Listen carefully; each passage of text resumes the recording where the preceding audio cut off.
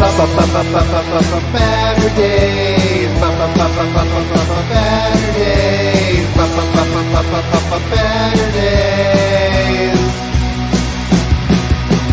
Omnidog and the Minister of Comics talk forever, get right your ergonomics. Taking questions from the chat. With a name like that, you think they talk more about the bad.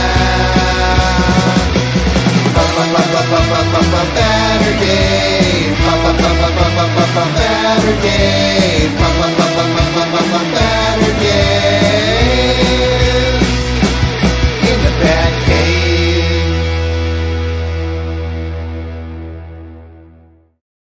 Heyo, welcome to Baturdays in the BatCave. What?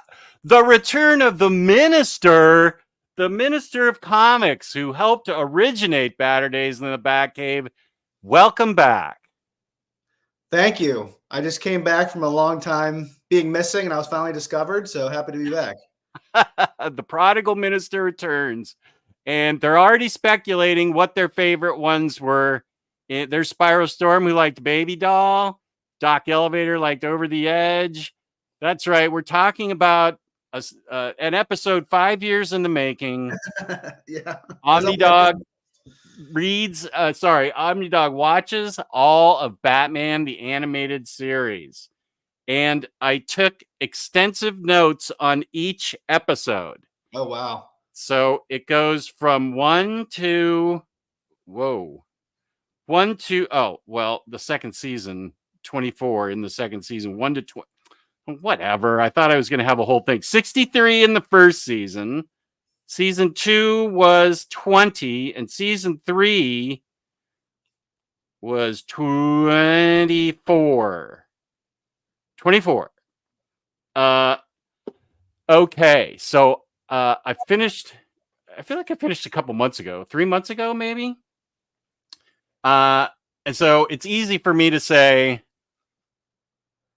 I can see why everybody loved this as kids. So this came out when you were just coming home from middle school, or where do you think you were in your life? It came out in 1992, so I was 2 years old. So okay. First came out, but it was still really popular when I came of age to be able to watch it. So I grew up watching the original Tim Burton movies, and then Batman Forever came out when I was 5, watched that on VHS. And the first Batman movie I saw in theaters was Batman and Robin, which we all know is great, but to a 7-year-old, that's pretty great. Imagine 7-year-old Jess watching Batman and Robin. I'm pretty sure you wouldn't have critiqued it heavily. Oh, no, I probably would have watched it 55 times. Right. Yeah, I actually have never seen that movie, but I'm sure as a 7-year-old, I would have loved it. Yeah, that's kind of the perfect movie for a 7-year-old. When you really think about it now, like there's no Batman movies my son can watch. Like he can't watch the Batman with Robert Pattinson. He can't watch the Dark Knight movies.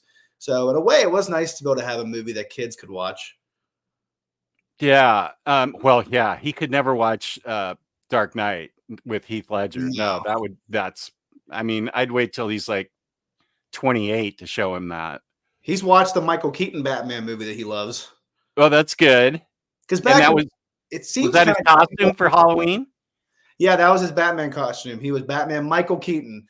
And he was very excited to learn that Michael Keaton, first of all, grew up in Pittsburgh, where we're from, and also played Beetlejuice because he loves the Beetlejuice cartoon. So he was very blown away by that. So Michael Keaton has a hat trick. Batman, Beetlejuice, Pittsburgh. Nice. What best is. Right. I still haven't gotten it off that Harley Quinn figure. First of all, thank you to Jake from the Brave and the Boys for the awesome thumbnail that Earth's Geomancer really loves. Thank you for being here, Earth's Geomancer. Appreciate it. Of course, James is here. Aria shows up at the first thing, but then I never know if Aria is still here. So Aria, if you're still here, thank you for being here. Maybe we should have an Omnidog Jeopardy game on things Warren Weaver enjoys. I would totally fail that. I don't know what Warren Weaver likes. It's Batman.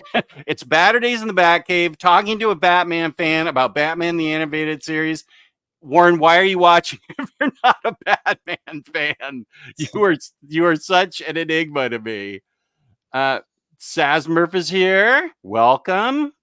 Rami, welcome. Tonight is going to be a good night. That's good. I got a Coke Zero. Yes. 1,000-piece Spider-Man puzzle and Baturdays in the BatCave. Very nice. Hey, here's Kenny. How's it going there, bud? Haven't seen you in a little bit. Good to see you. Extensive notes. Yep, that's right. Yep. Even though I watched the animated series, I don't remember anything that much from it. I was more into Superman's animated show as well as Justice League and Unlimited. I do have all three of those. I'm not sure what I should watch next, but we'll get there. I don't want to hear any Batman Forever slander. I didn't say bad about it. I just said I watched it. No, I think she's just preemptively saying it because this is Batmantha from New Zealand, and huge Batman fan from New Zealand. And this is her favorite movie, Batman Forever. I watched Batman Forever and I remember liking it. I never did see Batman and Robin. I wasn't 7 years old at the time. I wish I was, but no. Joey, good morning. Good morning. Harvey, I have something I want to talk to you about, and that is the substance. It's like you don't know me at all. I am not. I've been reading about the substance. I'm not into body horror, gross, scary. Taylor knows me. He recommended Barbarian like 2 years. Pretty close, though. So, that was pretty close. Yeah, but not the way the substance is. I think. I think like Jake David Cronenberg movies. Well, Why? I saw that. Yeah. That's one of the grossest movies I've ever seen. I love that movie, but I can't watch it too much. It's like that ending part, you know what I'm talking about, when it's gross and it still looks good even 40 years ago, but man, that's a gross movie. But I feel like I want spooky stuff. I want to be like scared by things unseen, demons and witches and stuff. I don't want to be body horrified. That I don't think that. See, I saw Barbarian and then Long Legs last weekend, and those were both disturbing. I almost saw Long Legs, but I didn't. But I heard it was good. It is good. It's very disturbing, and so is I think Barbarian was one of the most disturbing things I've ever seen. That just really wrecked me. That was like a perfect storm for me, where I had a Cinemark gift card. It was like 9 o'clock, and I saw there was a showing for this movie at 9:30, and I was like, I guess I'll go. And there was like 20 other people in the theater. I knew nothing about it besides I heard it was good. It was like a perfect storm of a great experience in the movies. I really and I never. You told me don't. You told me go in blind, which I did. Yes. Even 2 years later, I never knew anything about it. So, which really helped. That's really good for any movie, really. And I think you enjoy movies. I think people enjoyed movies in a different way back in like the 70s and 80s when there wasn't like as many trailers or behind the scenes stuff. I just think it's much more enjoyable just to go in blind and not have to be spoiled with anything. I try and avoid trailers as much as I can because I agree with that. Marvel Bab, welcome. Good to see you. Good to see you. Marvel Bab's a loyal viewer. I appreciate you, Marvel Bab. I see you all the time, and I know it's like 6 hours later wherever you are, so I appreciate you. Seems like a lot of people that I remember from when I was previously on, but also a lot of new people. That's cool. Yeah. Mask of the Phantasm. We watched that for an episode. I loved that. Oh, yeah. That was whenever we did the ranking the Batman movies. That was before the Batman came out, though. So I'm interested to hear how that would affect the rankings. I wonder what I put up there. That's pretty up there for me. Mask of the Phantasm? No, the Batman, the newest Batman movie. Oh, I agree. I really, really loved it. Are you watching The Penguin? I want to. I've heard it's awesome. Oh, yeah. Especially if you like the new Batman movie. It's great. Is it in that universe? Yeah. It's Colin Farrell as the Penguin after the end of the Batman. After Gotham. Well, that movie came out 2.5 years ago. I think people can stand spoilers at this point. Who hasn't watched it at this point? When they're basically wrecks Gotham City and it's underwater. Right. And it's basically Oswald, I think called Oz Cobb in the show. He tries to overtake the criminal underworld and take on the Falcone family and the Maroney family and pit them against each other. I hear he does a great job, and I heard there's a woman in it too that's even better than he is somehow. I can't think of what she plays. Yeah, it's a great show. You love it, Jessica. It's a great. It's not really a superhero show. It's more of a crime show. It's like The Sopranos, The Wire, kind of things, Godfather. So I think you'd enjoy it. That's great. I actually am looking forward to seeing it. Took me a while to get used to the new animated designs in the new Batman Adventures. The designs in the OG Batman were better, I thought. Are you talking about Batman and Robin? Is that what the third season was called? The Adventures of Batman and Robin? Yeah, when everything was redesigned and the Joker has black eyes and things like that. It was just the Joker's design that took me. Oh, and Catwoman was different. Yeah, her face was like white underneath. Her costume was all black. The Riddler wore a one piece. He didn't really have an episode, but you saw him in the episodes. The best redesign was the Scarecrow. He has the noose around his neck, and you can't really see his face because it's covered in. It's like silhouetted from his hat. That was definitely the coolest redesign. And I liked how much Batgirl was in it. I thought that was great in season 3 that there was so much Batgirl. And it was cool seeing an actual kid as Robin, with Tim actually being a kid, because in the animated series, originally, Tim Drake was Dick Grayson was like a college student. So he wasn't really a young Robin, which is cool to see in the new animated adventures. Yeah. Joy says Batman animated and original Justice League show can't be beaten in my mind. What are your favorite DC animated films, people? So he's asked. Oh, and that's where Mask of the Phantasm came from. Then I skipped Batman and Robin in theaters. Saw Forever twice in theaters, even though I thought it was. You better not. Don't run it down because Batmantha's in the chat. It was colorful though. I do like body horror comics. I don't like body horror movies. Oh, I thought you wanted me to see Longlegs. What's going on here, Harvey? What's going on? Batman the animated series said the right mix of light, dark, and fantastical.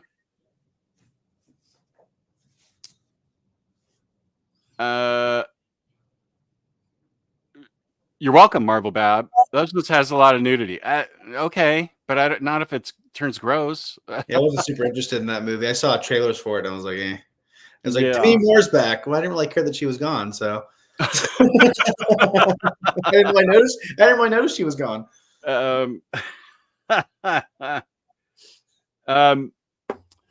Let's see. Okay, so I don't know how. I do have all those notes that I took, and I think oh wait, that wasn't.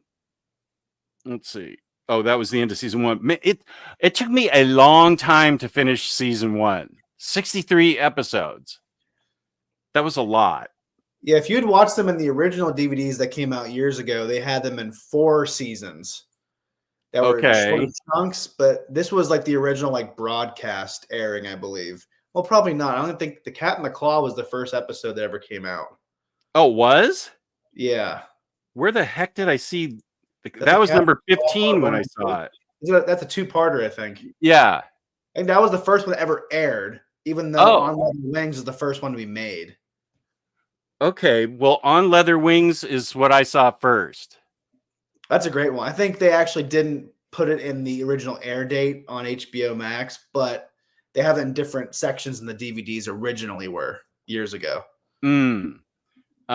I liked Christmas. I mean, I liked Leather. I'm not going to go over all billion episodes, but I have notes on everything that I took because I wanted to make sure when we had this episode, I knew what I was talking about. And I remember Christmas with the Joker.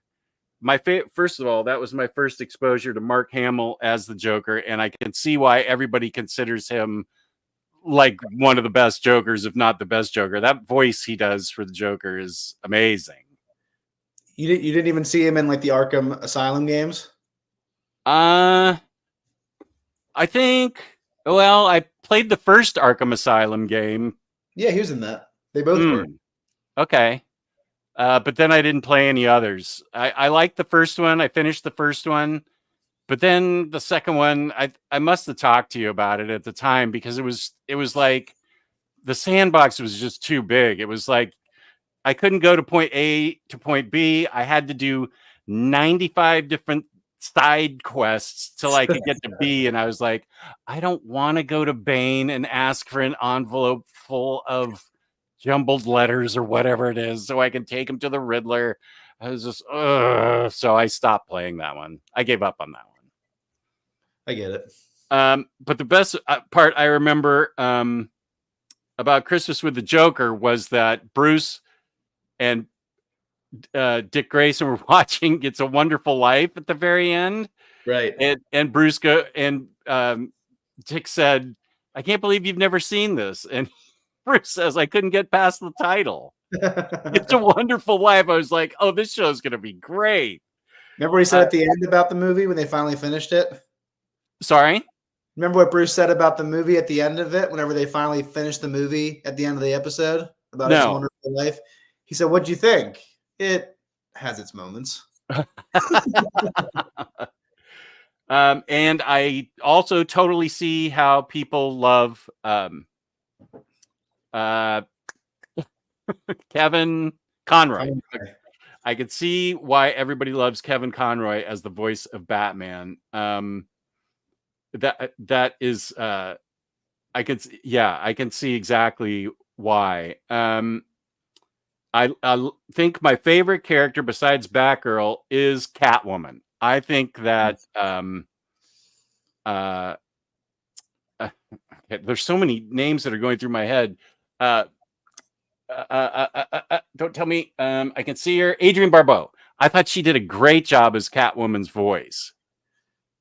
I think my only complaint about Catwoman in the show is that she totally became a different character in the redesign. Like in the original design, she was both like a mixture of good and bad. Like she was more just, she actually had good agendas on her mind. And I feel like in the redesign, she was like, I'm all in it for the money. That's it. And she kind of like wasn't really as helpful. She wasn't really as torn between good and bad. I thought she was much more interesting in the original set of episodes. That makes sense because there's one episode towards the end where she and Harley and Girls Night Out. Oh, wait a sec. That's not Catwoman. That's Supergirl, Batgirl, Livewire, Harley Quinn, Poison Ivy. Oh yeah, that might be my favorite episode. Cult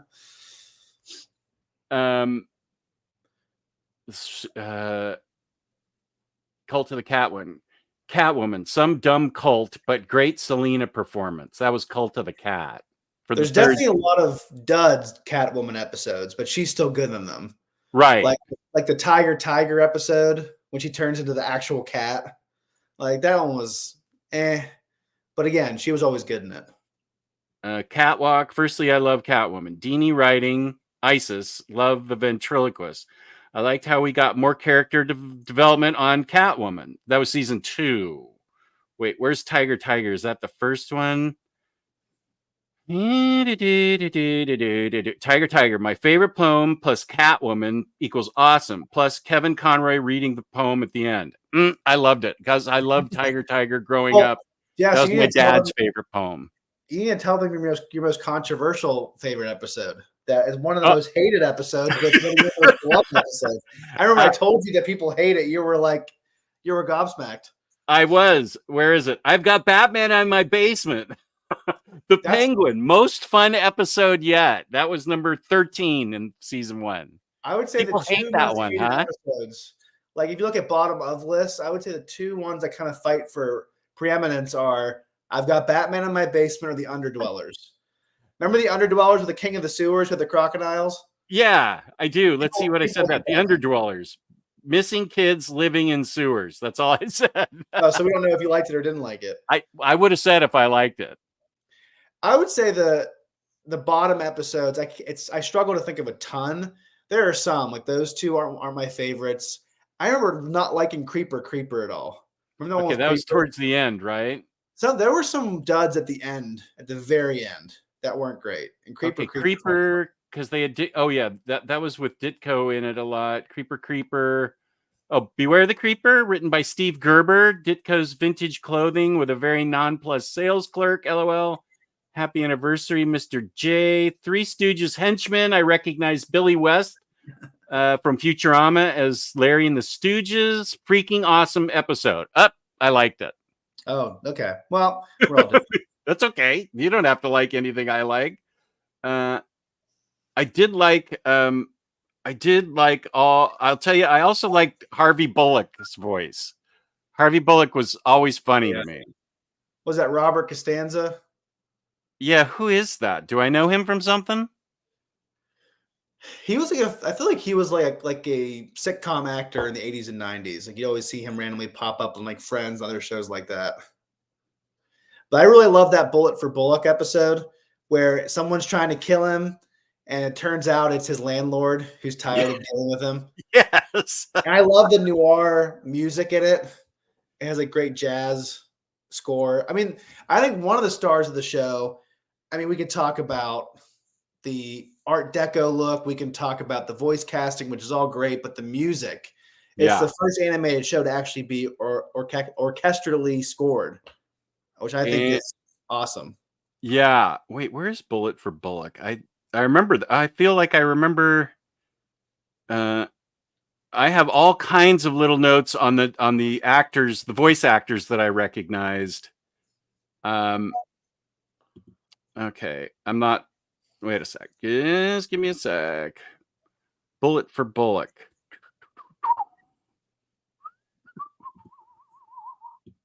No, I don't think it was in the first season. I also love Roddy McDowell. I think he was the Mad Hatter. He was great. Cat Scratch Fever. Any episode of Catwoman is a good episode. Love how evil Daggett is. Oh, and Paul Williams as Penguin. He was awesome. I really struggle to think of someone who wasn't. Yeah, in their role. You're right. They really did an amazing job. I can't think of who was bad in the role. The guy who originally voiced Alfred before Ephraim Zimbalist Jr. Yeah, the guy who did him. I think he was in the Christmas with a Joker. I feel like his voice wasn't great. He wasn't they had some guy do him before Zimbalist Jr. who wasn't as good. And whenever he came on, he was great as Alfred. Oh yeah. I thought, I remember growing up, he was in the TV show The FBI, and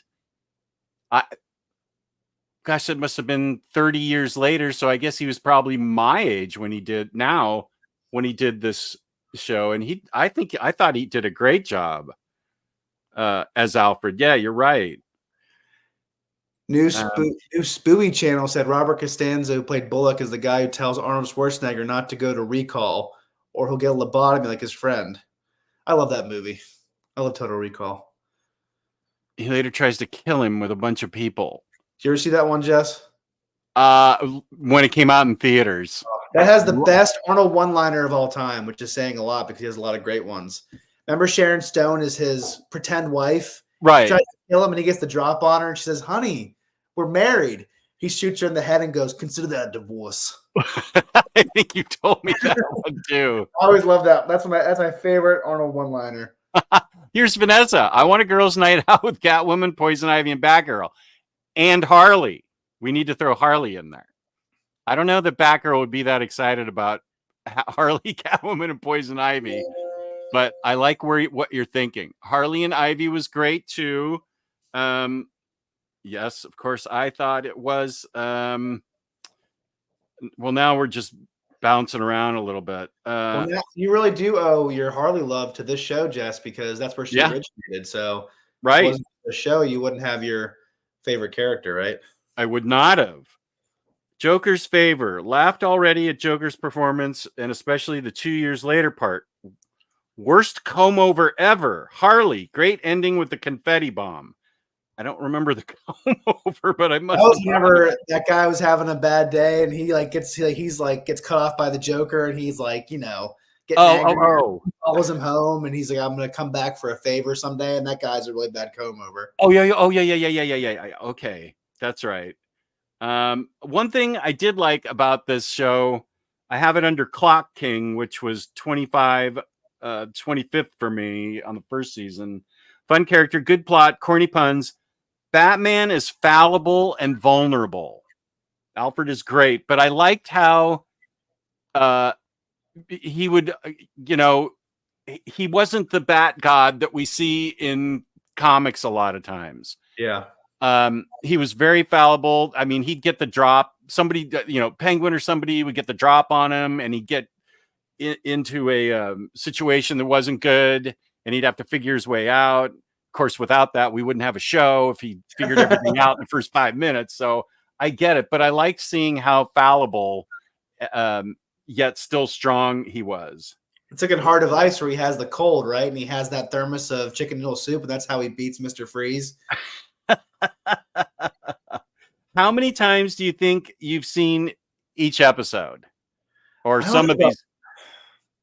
I've seen all of them multiple times, but yeah. I don't know. There's some I've seen probably more than 10 times. Okay. Maybe more. I don't know. I feel like I've seen it a ton. There's not an episode where I really couldn't tell you what happened or what it was about. If you asked me you told me the title. There's definitely some I don't watch. I don't watch Batman in My Basement. I don't really watch Leonard Rose very much. I don't really watch the Beware the Creeper. Or I didn't, which one I didn't really like at all. I love the original Baby Doll episode, but whenever it was her and Killer Croc, that was a weird mixture. I didn't really get. I agree with that. Chocolate and peanut butter, two random things coming out that taste great. But this was like, I don't know, chocolate and barbecue sauce. It just wasn't a great mixture. It was really weird. I just didn't really love that one. I agree. I think they were in season 3. Yeah. That I remember. Let's see. Because I thought that was very odd. Because the original Baby Doll episode was great. It was really heartbreaking. It was really interesting. And it was just kind of dumb with Killer Croc. I just didn't really get the connection. I like that Baby Doll. Yeah. Love is a Croc in the 3rd season. Lorraine Newman. She was from the original SNL. Funny and weird. I definitely thought it was weird. Ultimate thrill, nice character, and Roxy Rocket, but kind of meh. I did like Roxy Rocket. It was a cool concept. All the episodes had at least a good concept there. Yeah, even if they were always executed with excellence, but there was always a grain of something there that I could see why they were trying to do that. Like I got Batman in My Basement. I get what they were going for, like trying to appeal to the kids watching and the kids being the hero. It just isn't very exciting when Batman's passed out the entire time, though. I could see what you mean. It's one of the ones I never hear of, that's in my top 5 is The Man Who Killed Batman with Sid the Squid. What do you remember what season that was? It might be 2 or it could be 1, but it's whenever that lowly gangster who he thinks he killed Batman by accident. And everyone thinks he did it on purpose, and they're making him out to be like the highest of all the gangsters. And Joker gets mad at him because I wanted to kill Batman. Oh, yeah. That episode is great. It's written by Paul Dini. Most of my favorite episodes are written by Paul Dini, which isn't very surprising. Yeah, The Man Who Killed Batman. Dini writer, Tim director. This has to be amazing. And it is. Great fun with a schlub who everyone thinks has killed Batman. Great Joker appearance and Harley Quinn. Yeah, this was highly rated by Omnidog. You're right. Right after that, Mudslide, fun episode of Clayface trying to regain his humanity. Lots of Easter eggs like shouting Stella from Streetcar Named Desire. Paging the crime doctor. Sweet ending. Oh, Zatanna, written by Dini. Freaking great. Something else that really bummed me out about the last season, Jess, is that they stopped doing the title cards. That was a bummer. I love the title cards. For each title cards. Like, where it pops up, like the mechanic or Paging the Crime Doctor. There's a title card, like a drawn image. Like like an old pulp image. Yeah. Like it was just but then they stopped doing it for the new season. Oh, right. Season. I just love that part. I could have like a whole, I wish I could just buy all those and just have like a big poster of them because it's awesome. Harley and Ivy, written by Dini, great as expected. Why is Robert Costanza listed as a star? Arlene Sorkin is a great voice actor. That must have been the first season. I guess yeah, that was the first season. And I learned how to pronounce Raish Al Ghul. It wasn't Raz Al Ghul or whatever I used to think. Yeah, because it was cool because Denny O'Neil actually wrote that Demon's Quest two-parter. Demon's Quest, yeah, right. Oh, okay. I didn't write that down. Demon's Quest parts 1 and 2, great version of the Raish Al Ghul tale. Okay, cool I didn't put that down. That's good to know. It was cool having Joe R. Lansdale write a couple episodes too. He wrote a lot of great episodes. I have that. Read My Lips. He wrote Read My Lips. He wrote the Jonah Hex episode, and he also wrote Critters. Farmer Brown. Okay. Remember the guy has those big animals that he doses with his Oh yeah.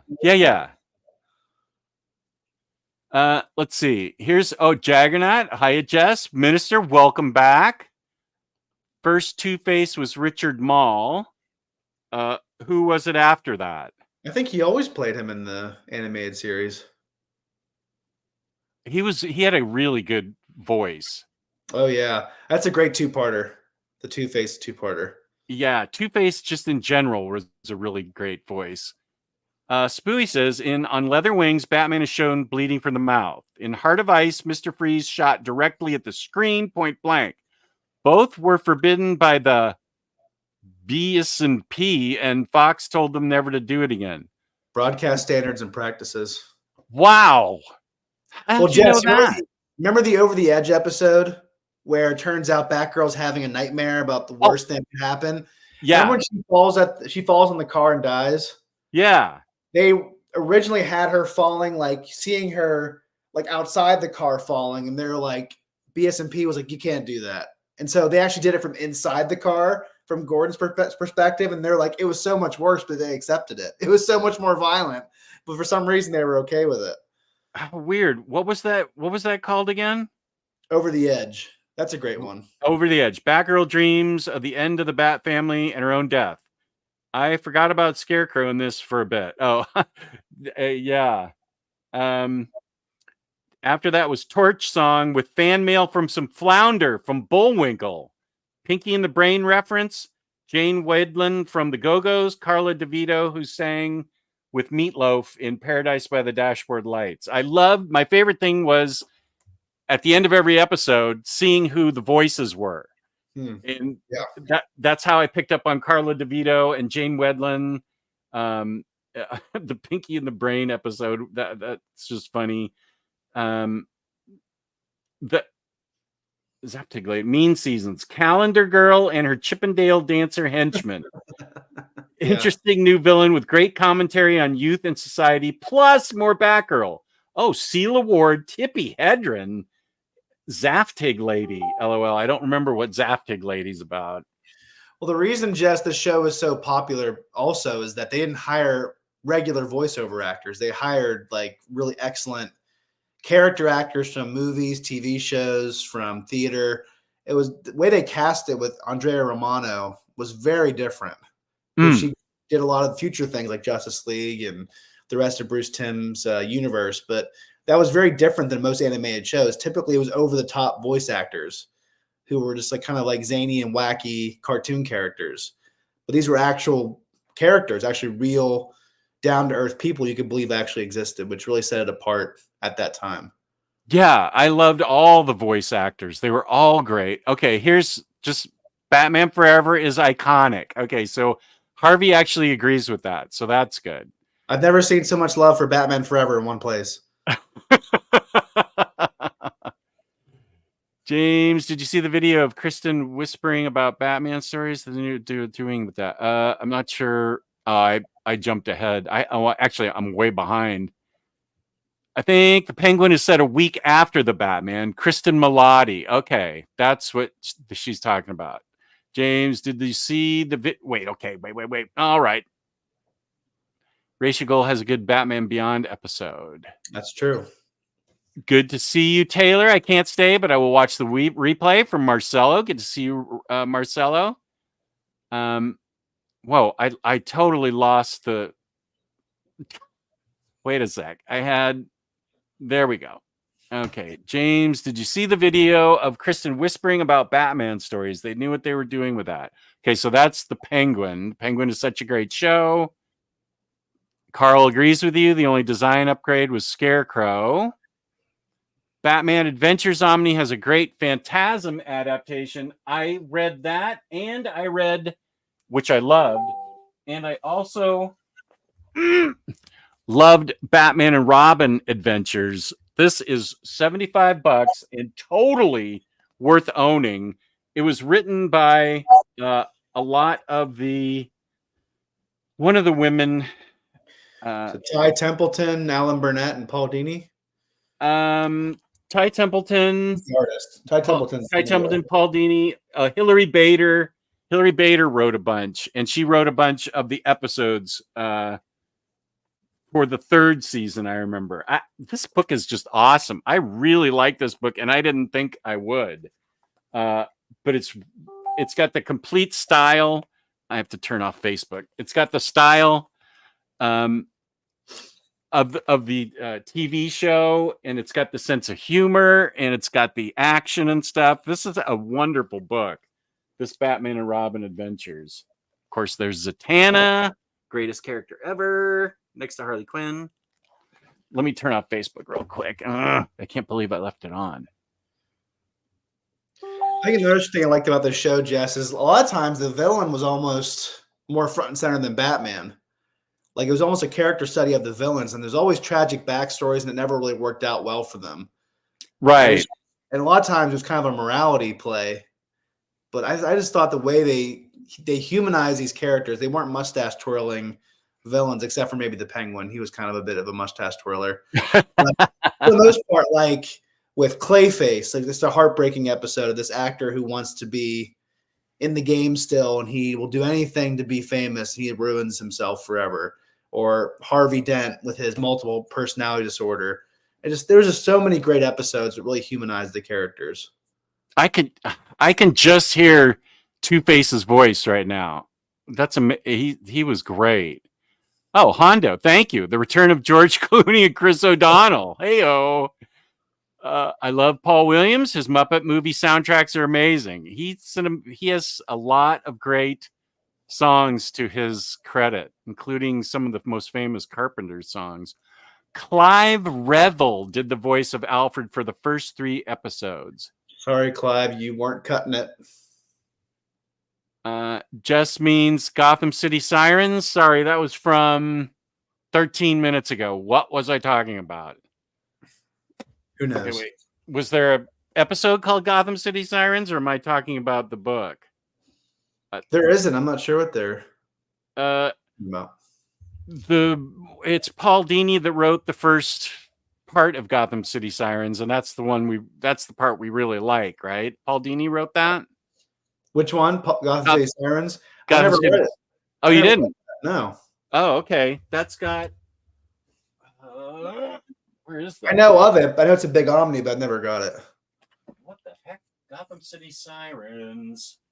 Oh, I have it up in my Harley collection. I can't pull all those things down. There's all those figures and stuff.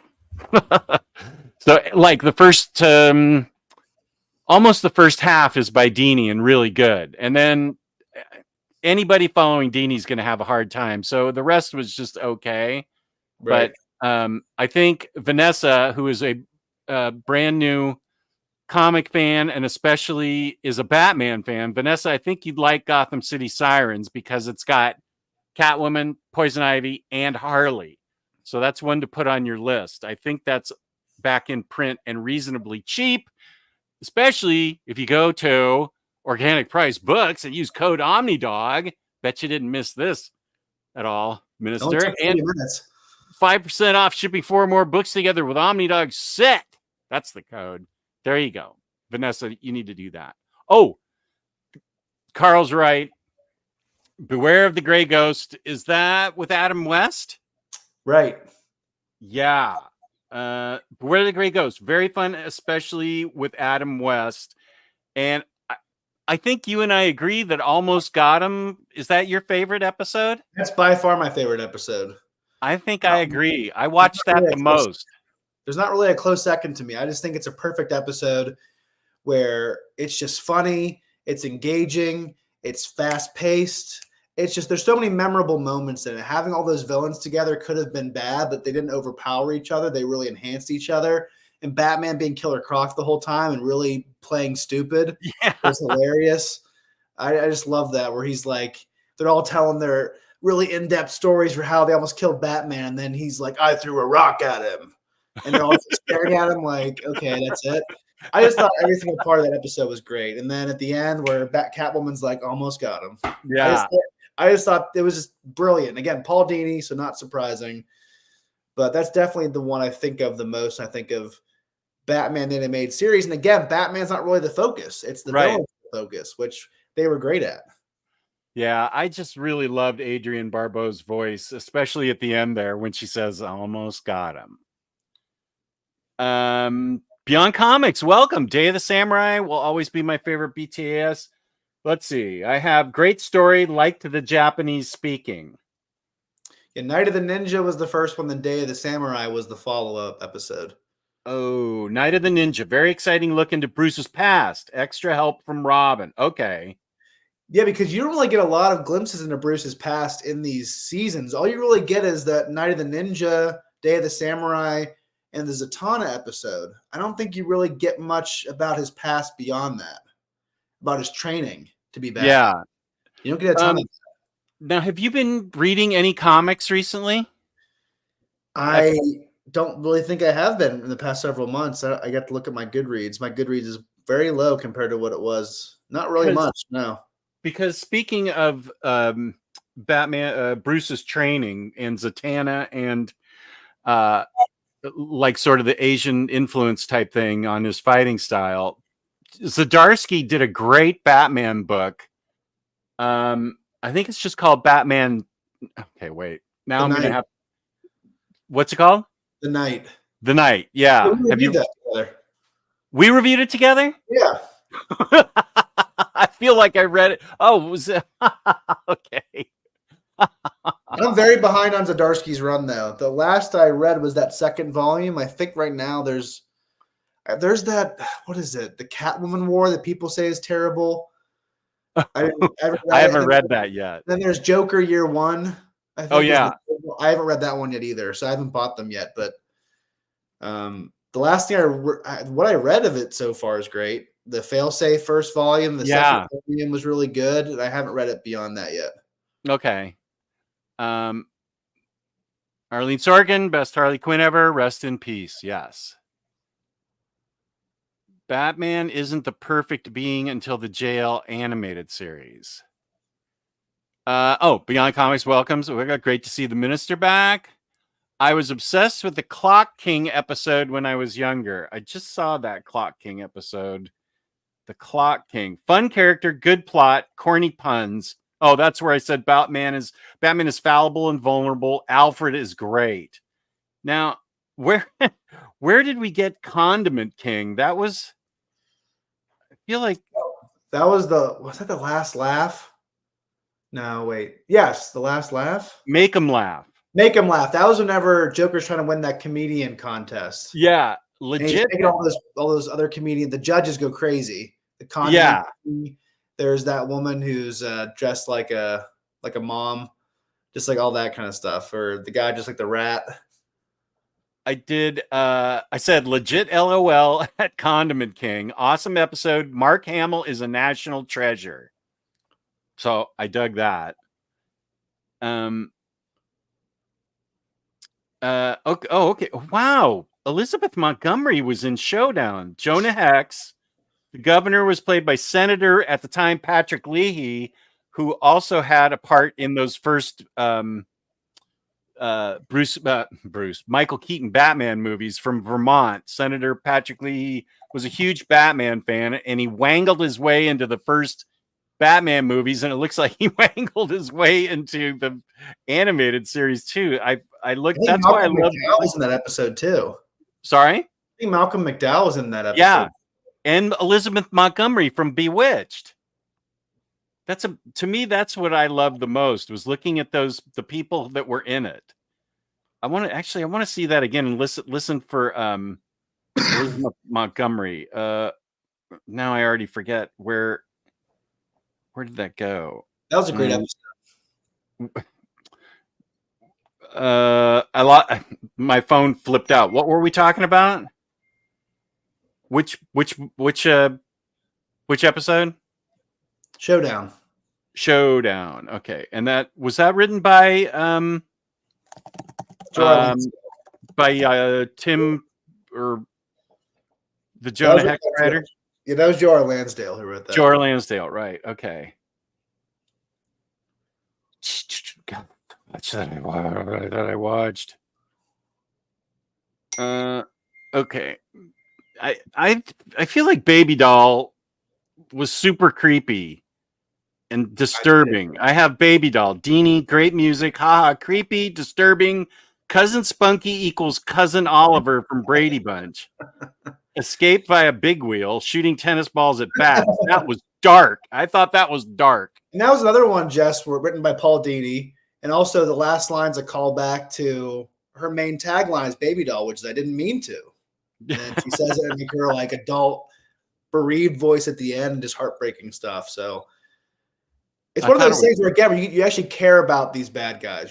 They're not just bad guys, because all good villains are heroes in their own story, which is what these villains are in the animated series for the most part.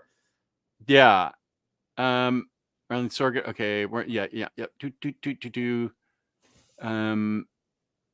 Jerry Conway wrote the Crime Alley one. Oh, there it was. Showdown. Jonah Hex. Yeah, Elizabeth Montgomery. I may need to see that again so I can pick up on her voice better.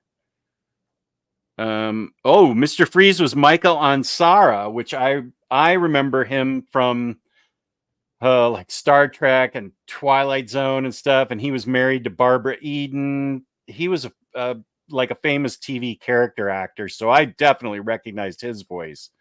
That was Cold Comfort. Tress MacNeille.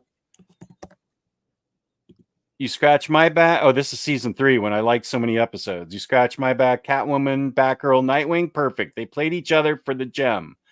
Not a fan of the Catwoman new look. No. I'm not a huge fan of that either.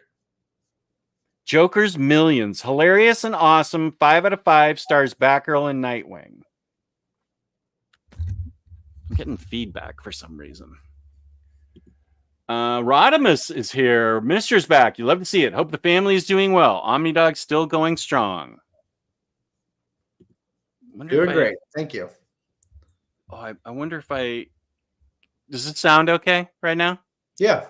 Okay. I think maybe when I hit dupe, I pushed up the gain on that. Chandisa got the Blu-ray a while back. Such a great series. I believe the lesser loved episodes were mostly under Sean Catherine Derrick as the story editor. Supposedly, she wanted more kid-relatable content and a moral at the end of each episode. Well, I fell for it with I've Got Batman in my basement. I probably shouldn't even admit it, but it's already out there. Ra's al Ghul has a good Batman Beyond episode. Now, that's a good question now that I've watched this. Do I see Batman Beyond or Superman, the animated series, or Justice League, or what do I go to next, do you think? Everybody in the chat, go ahead and tell me what your opinion is.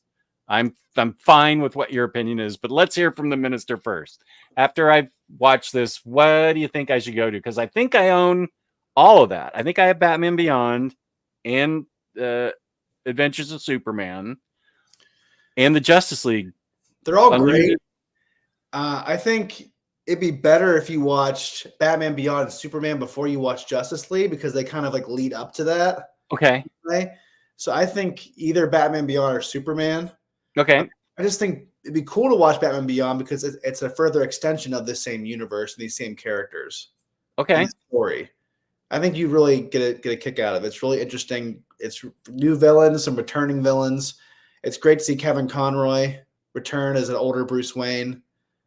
again, they're both very nostalgic for me because one thing, Jess, that I got to experience as a kid is for a while they had Batman Superman show. And so every day when I came home from school off the bus, I would run home to watch one of these episodes. It all alternated every other day. Batman, Superman, different card. And I always wanted to be Batman every single time. And then I'd be like, oh, but I'd still watch it. But I wanted to be Batman. So I'd run off the bus and I'd watch it right when I got home. It had its own theme song with both characters. And you always wonder which characters are going to be today. And you didn't know because back then it wasn't like it is today. We can watch anything whenever you want to. Right. You're at the mercy of what was actually on TV. Which my kids never experienced because they can watch anything like that. Right. I don't want to say who this is because he didn't really give me permission to say it, but it's a friend of mine, friend of the show. He has his own show. It's not Omar, it's somebody else. But he said the reason we got into a conversation maybe about a month ago, 6 weeks ago, a texting conversation about how much and why Batman the Animated Series meant to him. And he met Kevin Conroy in person, maybe in New York Comic-Con. And he said it was genuinely the highlight of his life because no matter how this is the way he phrased it, no matter how bad it was at school, I always knew when I got off that school bus, I'd have Batman the Animated Series and my comics. So they were like his refuge. I guess we all felt that way about school. Some people got picked on. Some people just didn't like school. But the way he phrased it was no matter how bad it was at school. So I'm guessing he did not have a good experience middle school or whatever age he was, but he always had this show and his comics. And I think he got really emotional when he met Kevin Conroy because he meant so much to him. He meant so much to him as a kid. And I can totally see that. Making somebody so happy like that.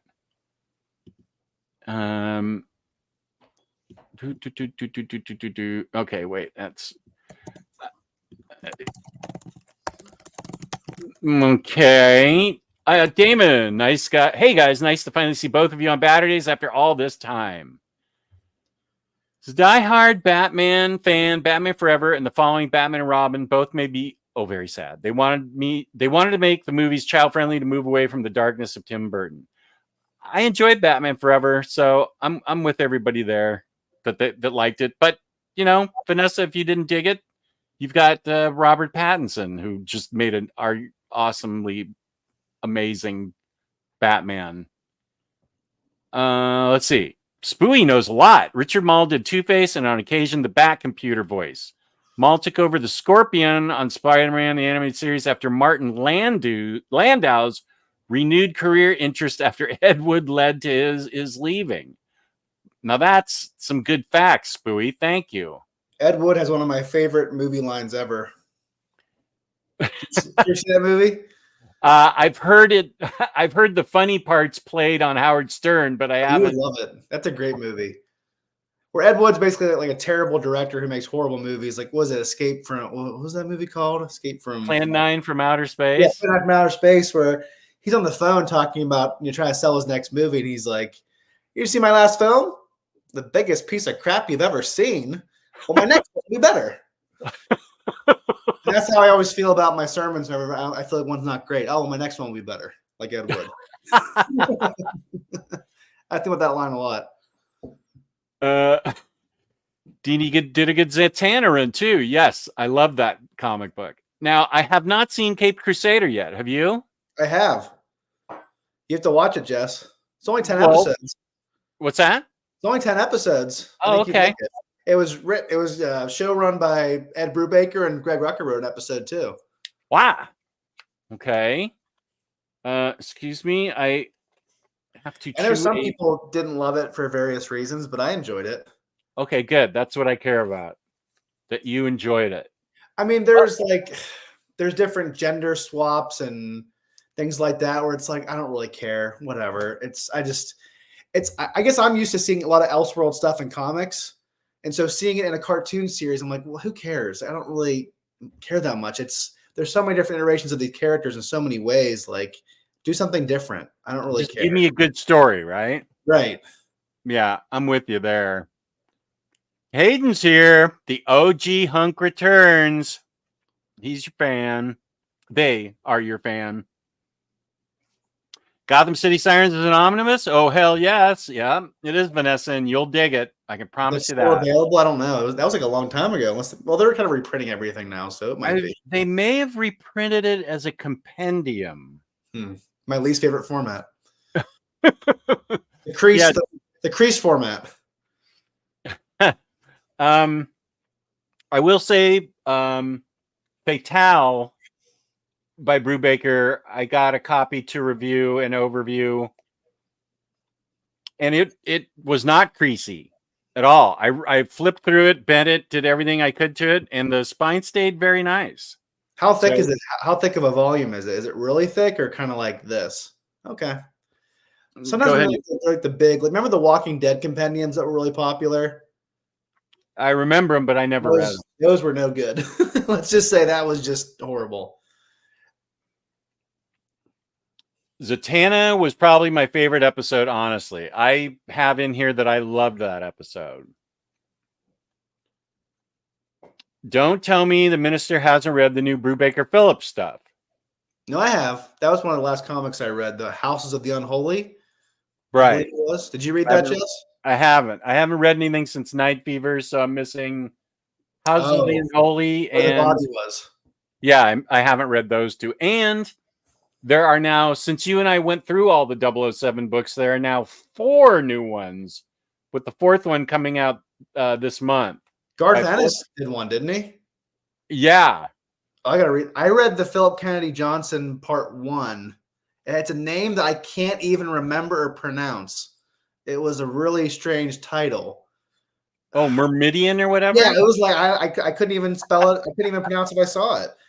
But it was good. Good. He's got good.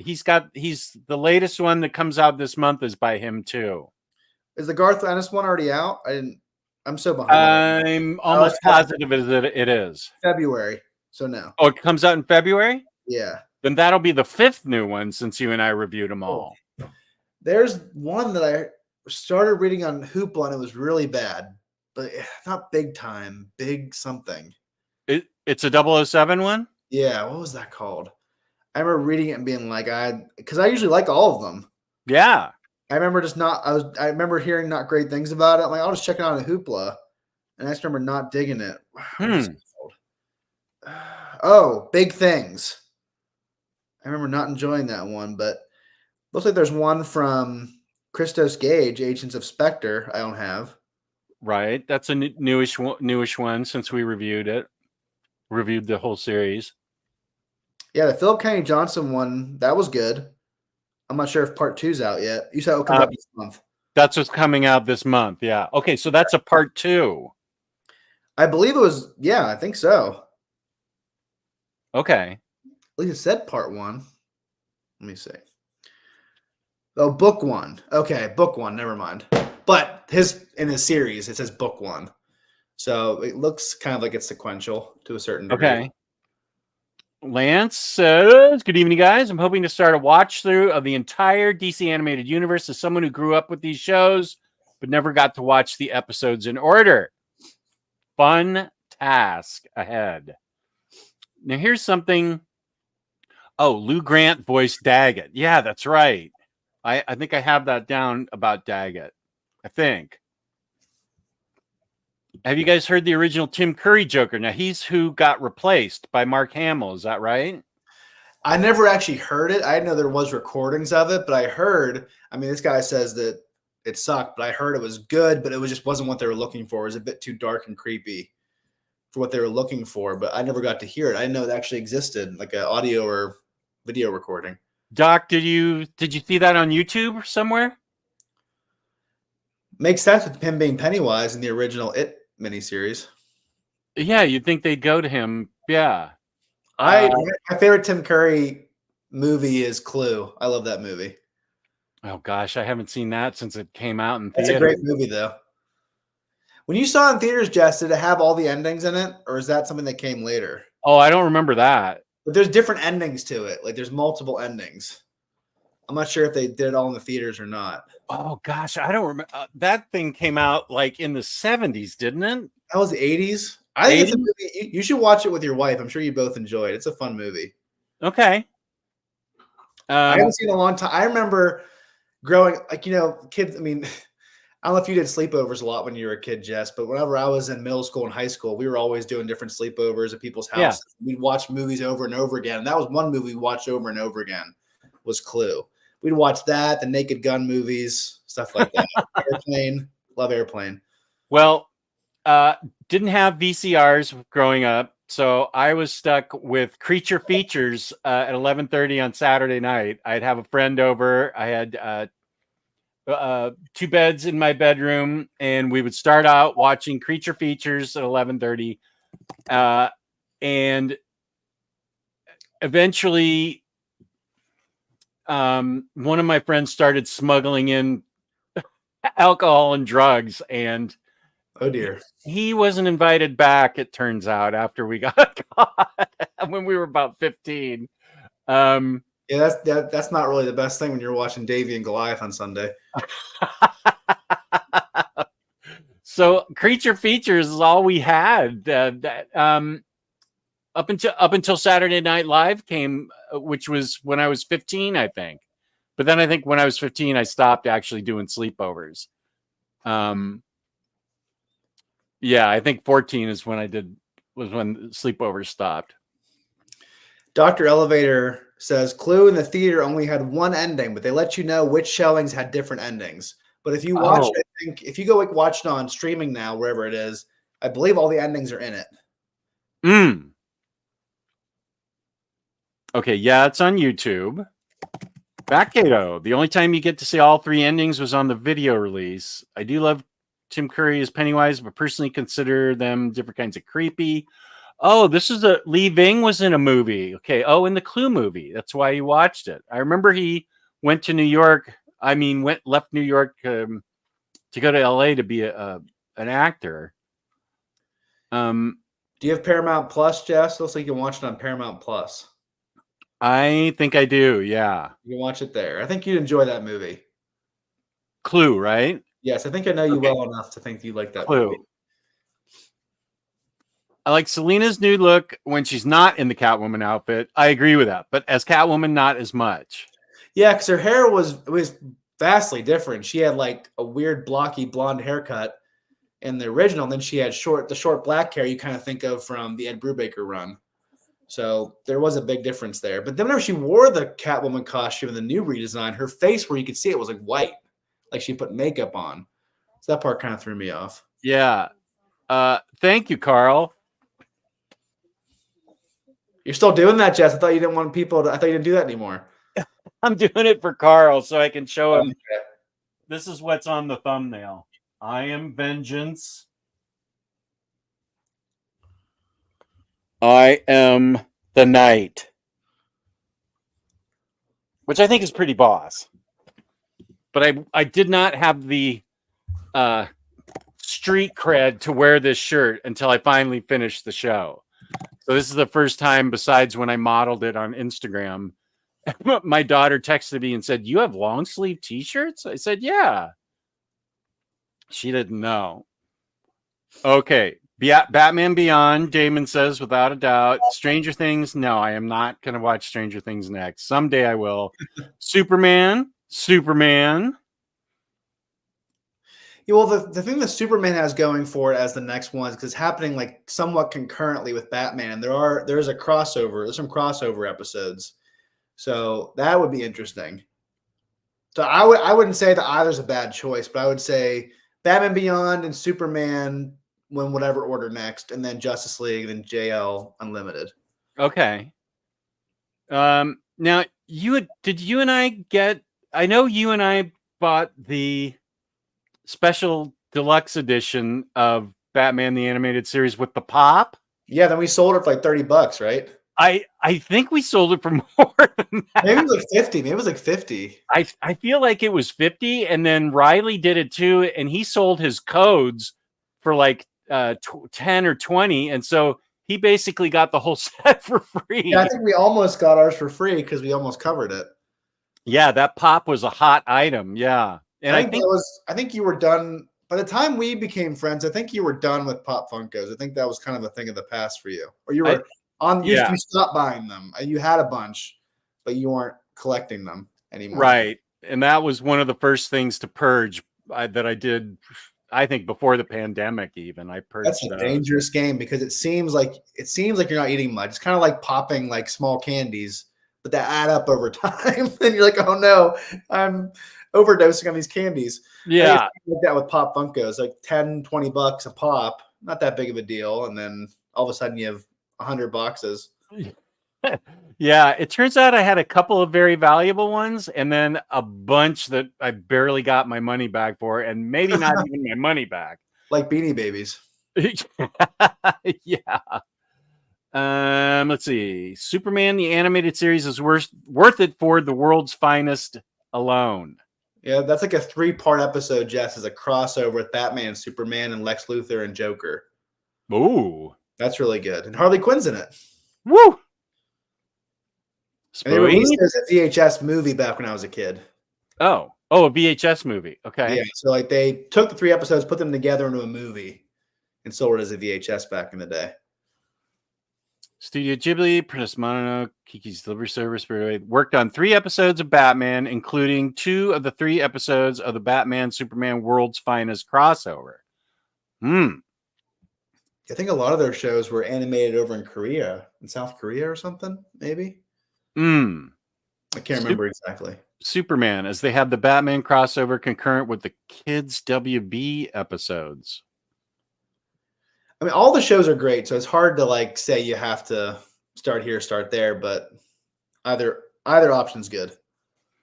It sounds like everybody wants Superman or Batman Beyond, and definitely wait for the Justice League stuff. Yeah, because in the Justice League Unlimited show, there's like an epilogue for the Batman Beyond show. And so if you watch that first, you'll kind of be like ruin the whole show for you. Oh, okay. That makes sense. That does, yeah.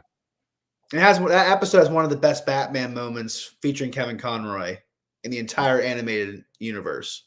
So be a lot more hard hitting if you watch Batman Beyond first. Okay, awesome.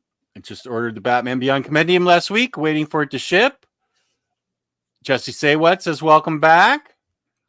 Oh, Pity Ma, welcome. Hi, everybody. It's my lucky day catching Jess live. Aren't you nice? Thank you. Watching from my basketball team meeting. The minister's back. Have a good night, everybody. That's the famous Dom of X, who is an awesome guy. Kid Crusader is nowhere close to Batman, but still very much worth watching. That's cool. Gotham City Sirens Omni is still in print. That's good news for you, Vanessa. My uncle took me to see Ed Wood at theaters when I was 13. My first it's in black and white. Okay. You would love that movie, Jess. I bet I will, because Howard Stern has played the Bela Lugosi part where he gets mad at the guy asking for his autograph and comparing him to Boris Karloff's being his sidekick, and he goes, "Karloff? Sidekick? That limey cocksucker can rot in hell for all I care. Karloff can't work for shit." He just goes crazy. Sorry for my language, but that's what the movie was. Okay, that's fine. What are the minister's thoughts on the Brubaker Phillips books? Well, Jess hasn't read them yet, so I don't want to give my full thoughts on them, but I enjoyed them. I'll say that. Okay, thank you. I don't want to say anything else. Spooey says, Harley Quinn and the Gotham City Sirens Omnibus was on sale for 52% off at Organic Price Books. I bet there is probably a coupon out there to save a couple more bucks on it, but where to find one? How about code Omnidog, Spooey, for saving an extra $2? And if you strike gold in that sale and ship 4 more books together with this code, you save an extra 5%. That's awesome. And yes, I use my own 5% discount there often. Leaving Tim Curry. Wait. There's a clip. There's a beat. Do. Okay.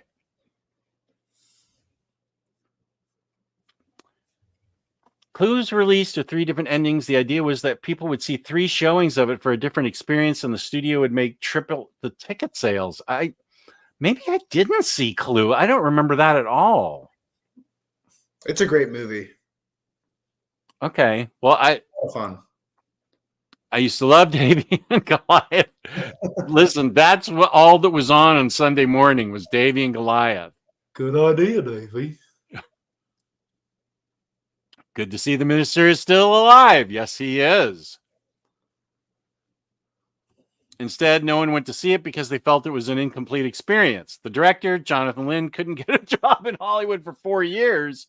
Wow. Lynn was offered My Cousin Vinny by Fox in desperation after every director in Hollywood turned it down. It was a huge hit and revitalized his career. Wow. Spooey, this is awesome. I do like My Cousin Vinny. The 3 endings are combined for the VHS release, and it continues to be the official ending now on all subsequent releases. What about when it's streaming? I wonder what ending I would get. I remember watching it on DVD when I was younger. I remember there being all the endings. Maybe someone can tell us. I thought there was all the endings. I'll show off my BTAS Catwoman Funko in the server after the stream. Okay, Spiral. Yeah, I know. I figured it out. No problem, Spooey. I just started Batman the Animated Series about a few days ago on season 1. When does Batgirl make her first appearance? I'm asking you, Minister. Oh, I'm sorry. When does Batgirl make her first appearance? I have to look at my notes. You're talking about Batgirl or Barbara Gordon? Because Barbara Gordon was in it before the Batgirl first appearance. I'm trying to remember the exact episode. It was a 2-parter. Oh, yeah. What was it called? Heart of Steel, Barbara Gordon introduction. Pretty interesting plot about AI. But I don't know that she appeared as Batgirl. I don't have that written down. Maybe she was in Batgirl Returns. Shadow of the Bat. Oh, was the Shadow of the Bat? Is that really what it was called? Sorry, you broke up there a little bit. What's that? Oh, you hear me now? Yeah. Oh dear. Up. You're breaking up. All my stuff's. Do you hear me now? Yeah. Okay. I had multiple tabs open. For some reason, that froze me up. Oh, okay. I think it was Shadow of the Bat, then Batgirl Returns. I think that's what it was. Shadow of the Bat? Yeah. It was a 2-parter and then Batgirl Returns. You're right. Batgirl. Great introduction and lots of action. Tons of fun. Shadow of the Bat 1 and 2. That's episode 57, Vanessa, but you can just watch it whenever you want, I guess. But there's 63 episodes in season 1.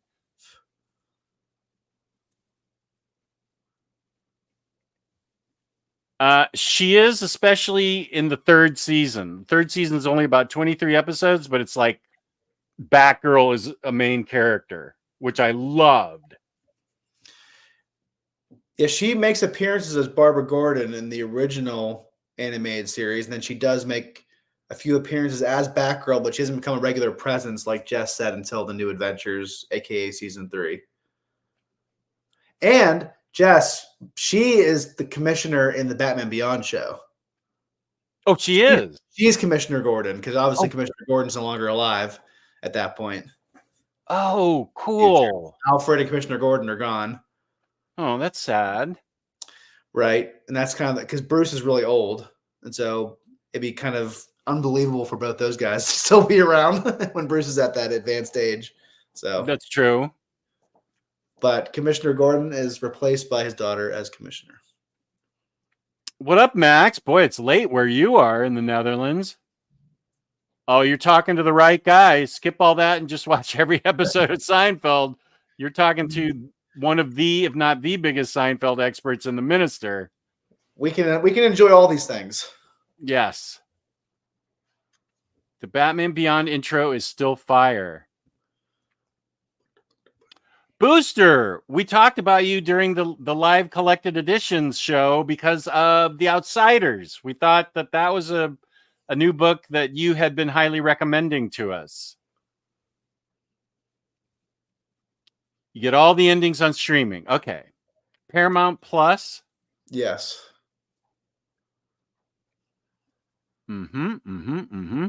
Superman episode where he goes in disguise as Batman, scares the crap out of the Mad Hatter. Wait.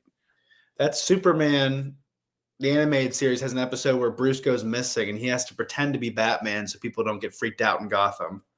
And he like tries to be like Bruce, basically, in the mask. So wait, what show is this? That's the Superman animated series. Oh.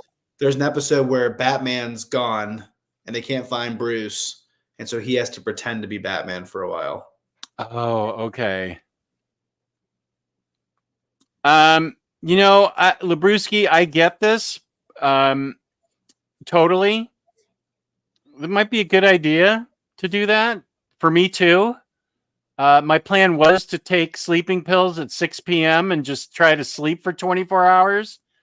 But it might be a good idea to do a Tuesday question and answer stream just on whatever you want to talk about, except politics, because I don't like to talk about that. That might be a good idea. Omnidog's Wall Discord, thank you. Shadow the Bat, that must have been the Batgirl thing, yeah. Love this community so much. We love you. I can geek out about my Lover Batman stuff and be a complete nerd and no one thinks I'm weird. No. The weirder you are, the better. That's why we want weird. We want nerds. Shadow the Bat is awesome. Two-Face is an absolute menace. I did have one where I said it looks like Batman kills somebody. Where is this?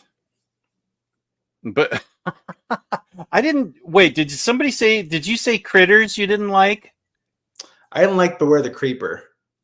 Oh, okay.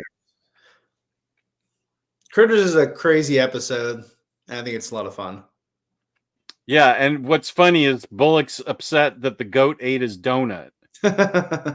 Goat says, Batman. Where's the one?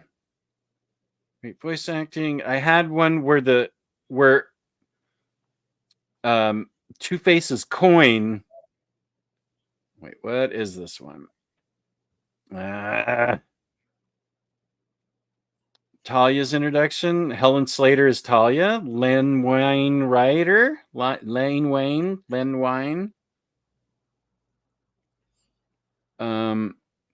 Almost got him. Oh, nope. I already said that was great. Oh, in Almost Got Him. Because I said Batman kills a guy because that giant coin lands on a crook. It would have killed him. Yeah, but you see them alive though, so you could say it should have killed them. It's like they have like funny reels on YouTube and Instagram of like, we always say Spider-Man never kills. Then you see like in the new Spider-Man 2 game, you see him like throw a guy from midair onto like a wrought iron fence. It's like, how did he survive that? He got spiked to death.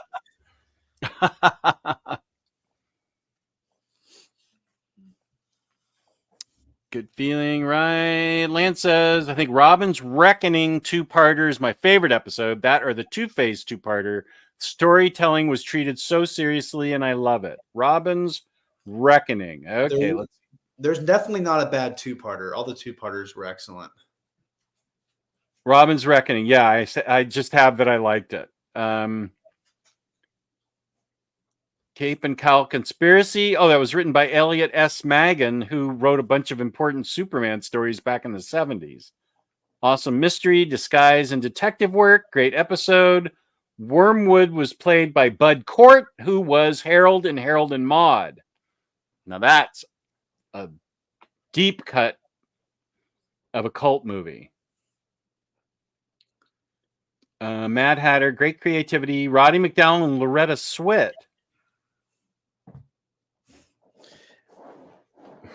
Okay. Did you like the Perchance to Dream episode? That's one of the classics. Perchance to Dream. Great mystery story. Love the Mad Hatter. So yeah. What? That's the one where he wakes up like he's Bruce Wayne and he's not Batman, but he can tell everything's a bit off. Like he opens all the books in his library and it's all gibberish and he can't read it. And he realizes he's in a dream and he has to throw himself off the bell tower to be woken up. Oh gosh, I don't remember that. And the last line is from the Maltese Falcon, where he asks, Christopher Gordon asks Batman, like, what was that? He goes, the stuff that dreams were made of. Ah, okay. Oh, that is cool. I'm going to have to check some of these off so I can see them again.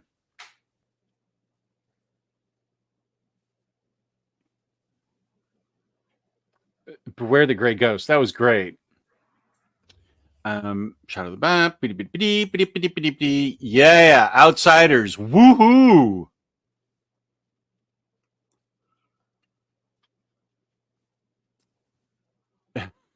You might be making a good point. I might feel okay. Let's do a toy stream. Well, it'll be at night though, Max. People want to ease up on their election anxiety. Well, you're up right now, so we could start it at probably 7 and do it. I'll see if Tyler can do it.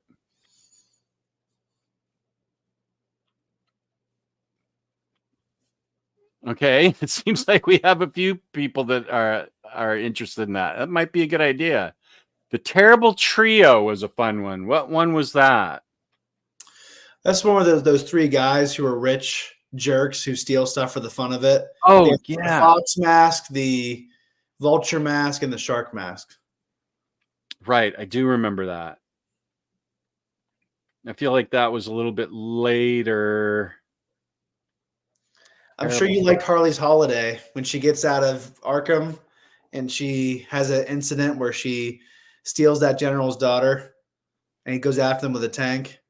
Harley's Holiday. Harley, all fun and funny. Great voice acting. The general's tank was a little over the top, but the whole episode was LOL. Loved every minute. You're right. I did. Or Harlequinade's a good one when the Joker has a atomic weapon. Funny, great voices, great story. So far, my favorite HQ. That's a good one. Yeah. Wait, I haven't found. Oh, Terrible Trio. Oh, Billy Mumi was in it. Oh, uh-oh. The only thing interesting about this one was Billy Mumi was in it. LOL. The terrible episode, more like. I didn't like that one. Sorry, Spiral Storm. It's not one of the best episodes, but I didn't dislike it. I thought it was okay. Yeah, I apologize, Spiral Storm. Also, the ones I remember watching as a kid are the ones I have a soft spot for. I do remember watching that one as a kid. Because there's some I didn't watch until I had the DVD set when I was a teenager. Mm. Like, you know how it is when you're growing up. You can't. It's hard to watch every single episode of a show on syndication because you're at the mercy of the TV. So I would say I watched the majority of them when they were originally out, but some I didn't catch until later. Oh, good. I like to see that people know Harold and Maude. Awesome. I love Harold and Maude. I want a hearse. Let me introduce you to Vanessa, who actually drives a hearse. And I've seen pictures of it. It's in cherry condition. Okay, sounds like people might like a toy stream Tuesday night. Spiral Storm, comics helped me when I was a kid, when I was bullied and lonely. I am sorry to hear that, but glad comics could be there for you.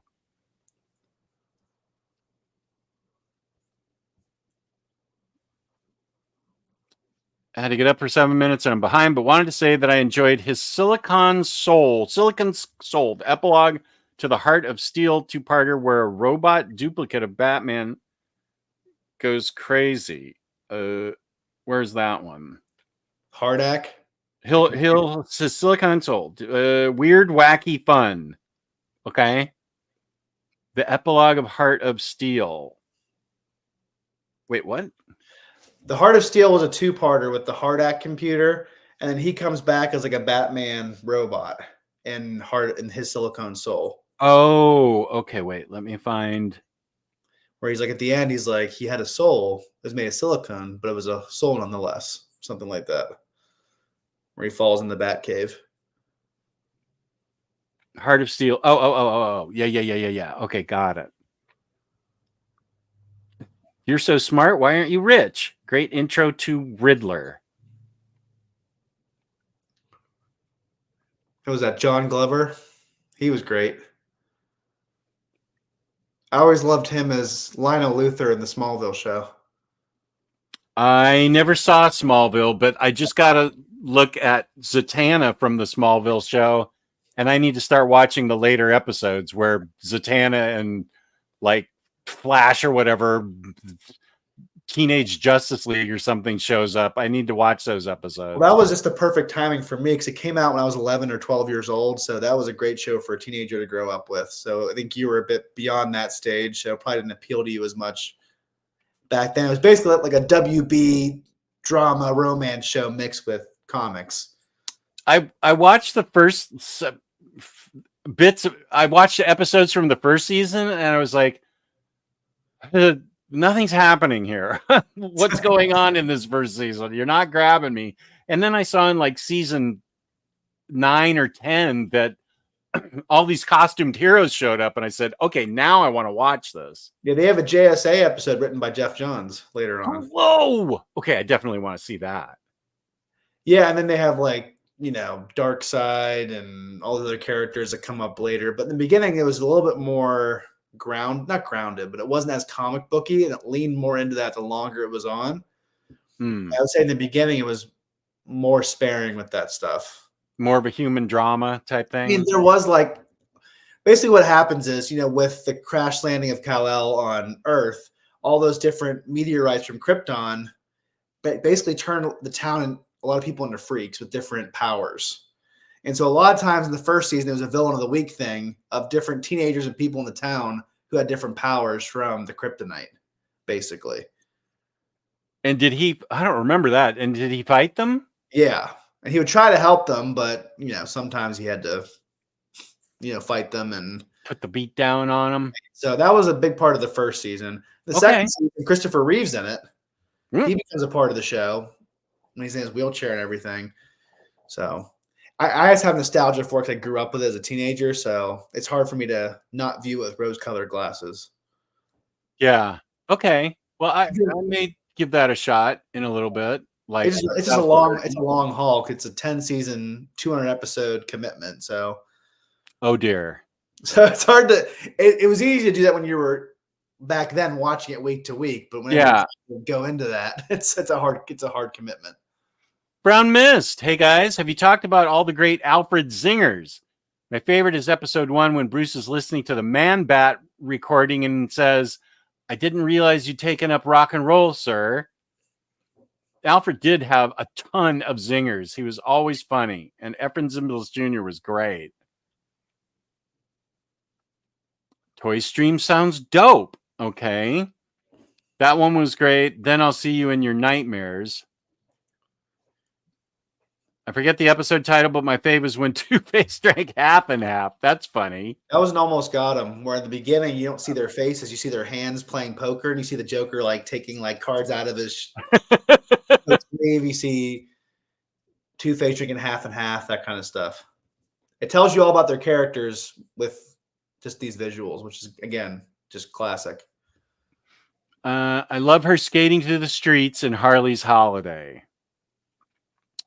Terrible Trio was goofy villains from the Silver Age. Huh, you'd think I would have liked it more. Actually, I'll tell you what, as talking about the Silver Age, this goes to almost the very last show in season 3, which was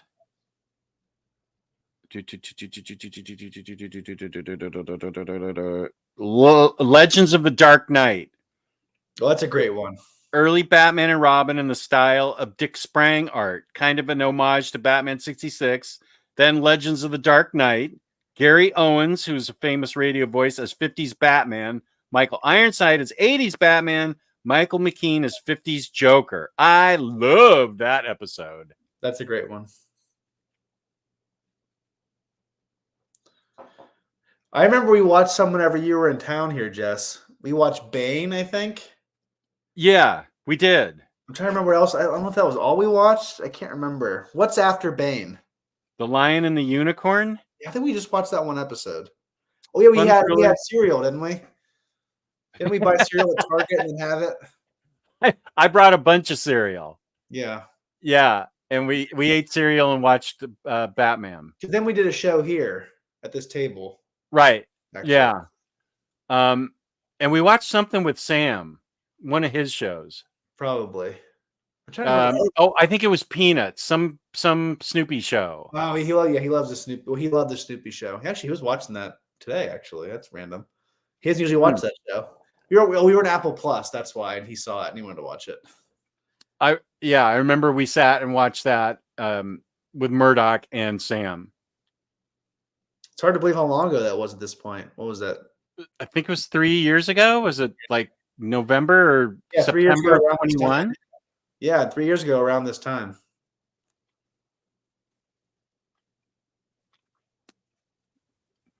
Terrible Trio is one of the last 5 Fox episodes. It was held for over 11 months after the last season for a week-long final event when the show went back to airing daily. So this thing aired on Fox? Originally, yes. Okay. And then I think I want to say the third season started might have been on the WB. Oh. Okay. Batman Beyond was definitely on the WB. Okay. Because they did the redesign, then they wanted to do a new season of the redesign, but WB was like, we want to have something that engages a younger audience. So can you do like Batman as a teenager? And they were like, well, we don't want to like retcon everything and start all over. But then Paul Dini and Bruce Timm had the idea of like, well, what if we age Bruce Wayne up and we bring a new Batman in as a teenager? That way we can still have the same continuity and see Bruce from a different angle. So that was kind of their end for that idea. Because they hated the idea of just doing a totally different reboot. But this was kind of like a way to keep the consistency of the universe together and tell a new story in a new way. Nice. Okay. That's good. I didn't know that.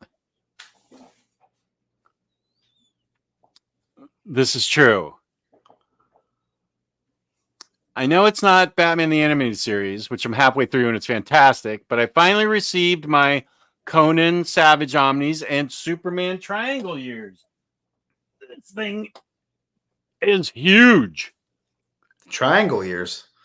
Yeah, back in the 70s when he was being printed weekly, Superman, action. Oh, what were all the stories? There was 4 different Adventures of Superman, Superman, Man of Steel. They put little triangles with numbers in them so you knew in which order to read them. And this went on for, I'm not exaggerating, like 10 years. There's going to be like 15 of these Omnis if they really go through with it. I just like the name, the Triangle Era. Yeah, the Triangle Era begins. And like that's like saying the Justice League Bwahaha era.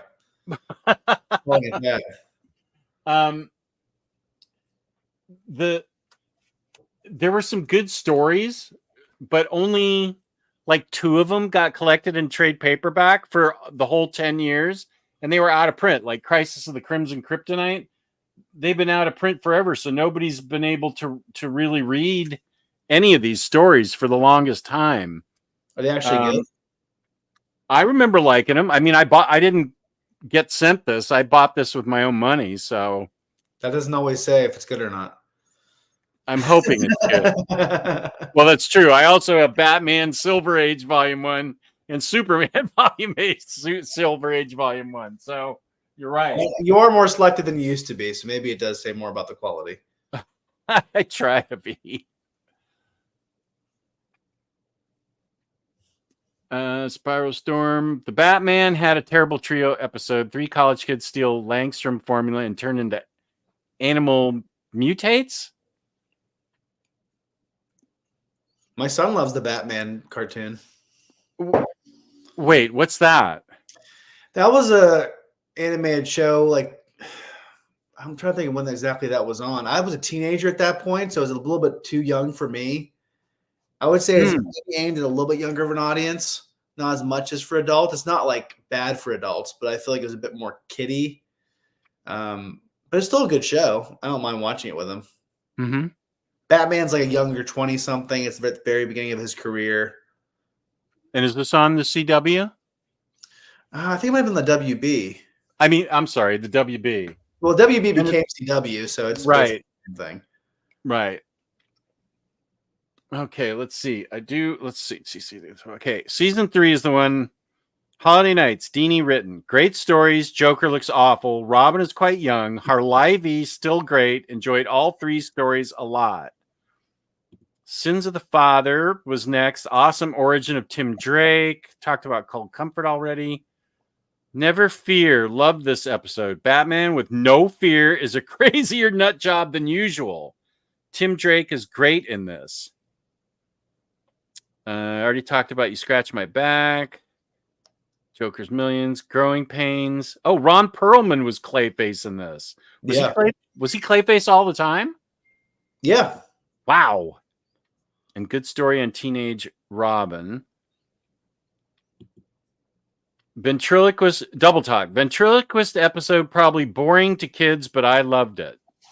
The Demon Within. Clarion. Jason Blood. Tim is hilarious. Kirby Cake homage for the Demon. Billy Zane. Best episode ever. Oh, I really love The Demon Within. That was one of the few ones where there was like a supernatural element to it. Maybe the only one.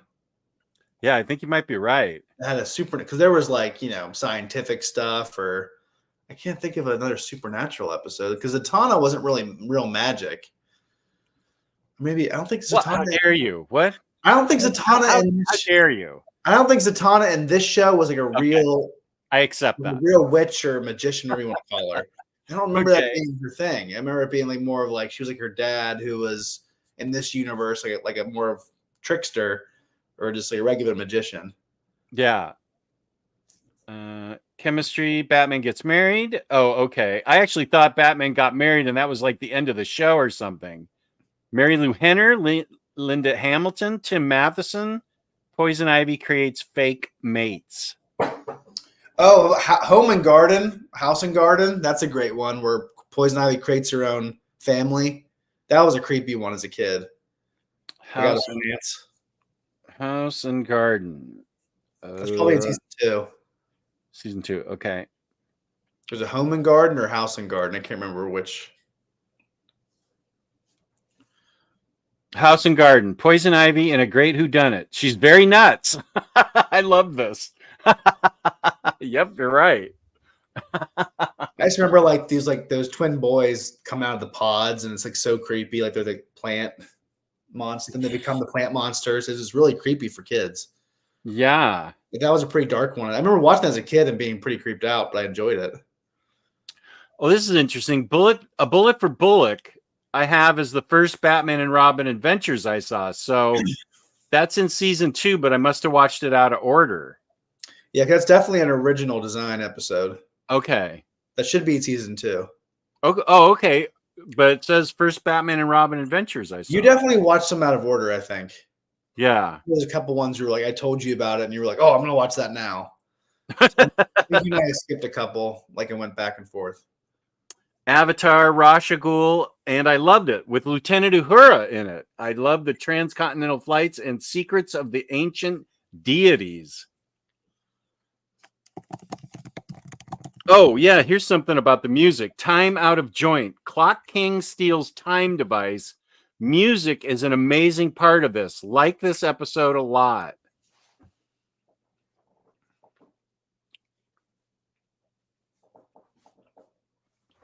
Okay. Smallville's great. Got to stick with it till you get to season 2, Jess. It picks up. 30-year-old spoiler. Batman falls to his death, and the robot version, who thinks he is Batman, grows crazy after thinking that he accidentally took someone's life and then kills himself. That's for his Silicon Soul. Okay. Where he thinks that Batman dies and he killed him, and yeah. I used to love Smallville when I was 7 when it came out and thought everyone was so cool. They probably were cool. Well, it's certainly a product of its time. You have to look at it that way. It's not going to be the same as it is now. That's how it is for anything, though.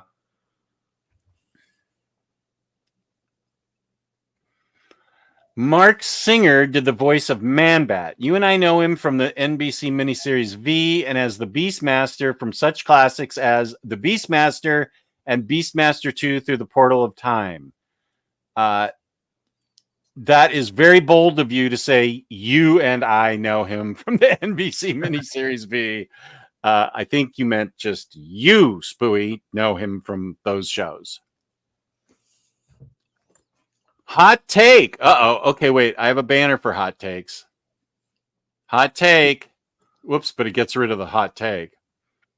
So where did it go? Darn it. I lost my hot take. There it is. The Bane episode, while not great, had a more realistic take on how a confrontation between Batman and he would go down. Okay. That sounds good. One of my biggest problems with Nightfall was that Batman is a lot less calculated and methodical than he'd usually be against a villain he could see he'd have his hands full with.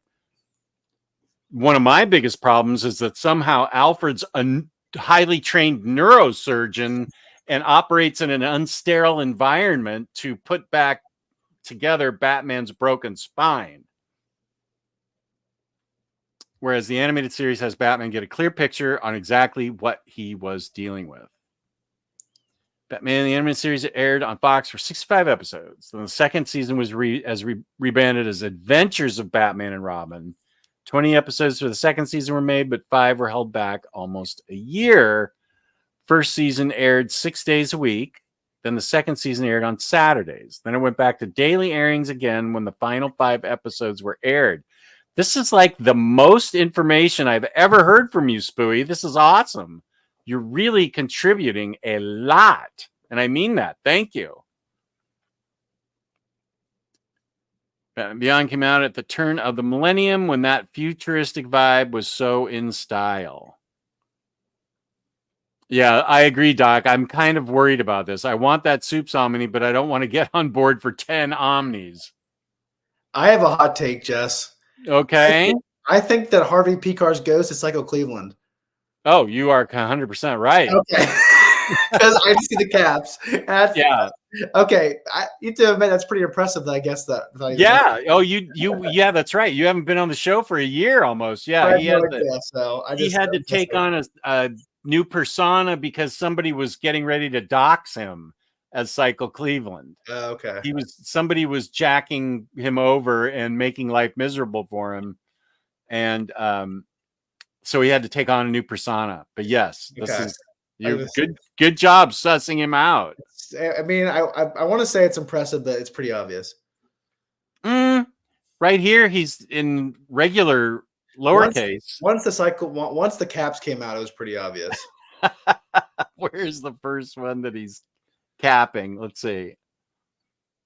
Where are you, Harvey? It's like Harvey's actually been pretty quiet this chat. Where are you? Did he tell you that was his new persona? Or did you guess it after a while? Oh, there's this one. Yeah, that's fully Psycho Cleveland. I think he debuted Harvey Picar's ghost on Omni Bros, and we figured it out. And I think he Facebook messaged me why he had to change. Okay. Wait, so you know what he looks like if you Facebook message him? Kind of. I think his picture's sort of blurry. I almost don't want to know what he looks like. No, I don't either. I don't ever want to have him I don't ever want to have him on the show because I don't want to ruin the mystery behind him. He's like Bane in Dark Knight Rises. No one cared who I was, so I put on the caps.